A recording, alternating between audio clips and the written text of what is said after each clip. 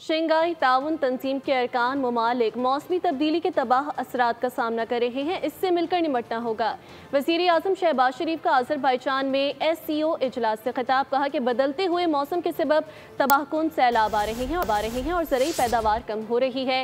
ये मसाइल करोड़ों लोगों को खुराक की फराहमी और ज़िंदगी मुश्किल बना रहे हैं। हमें मिलकर कार्बन अखराज को कम करना होगा। इसके मैकेनिज़्म पर काम करना होगा।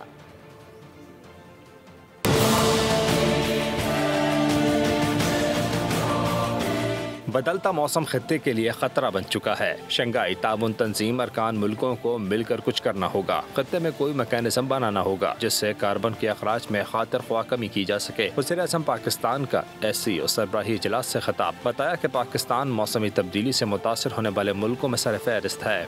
ECO member states are facing far-reaching impacts of climate change, from melting glaciers, desertification, extreme heat waves, devastating floods, and declining agriculture productivity. These challenges threaten the food security and livelihoods of millions of our people. Pakistan remains among the top 10 countries that are most vulnerable to climate change. वज़ीर आज़म ने इस मौके पर Iran पर Israeli जहरियत की भी शदीद मज़म्मत की। Forces of instability and chaos continue to destabilize our region for their own geopolitical agendas. The unlawful, unjustified and uncalled for Israeli attack on Iran, a brotherly country and fellow ECO member state, were the most recent manifestation of this dangerous trend. Pakistan strongly condemns this act of Israeli aggression against Iran. इजलास से कबल वज़ीर आज़म शहबाज शरीफ के Azerbaijan के सदर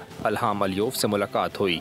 ECO सरबराह इजलास के कामयाब इनेकाद पर मेज़बान सदर को मुबारकबाद दी। भारत के साथ कशीदा सूरत हाल में अज़रबैजान की मुस्तकिल हिमायत पर इज़हार तशक्कुर किया। दोनों रहनुमाओं ने इक़्तिसादी शराकतदारी को मज़ीद वसअत देने के अज़्म का अदा किया। सब्सक्राइब करें और बेल दबाएं ताकि कोई खबर रह न जाए।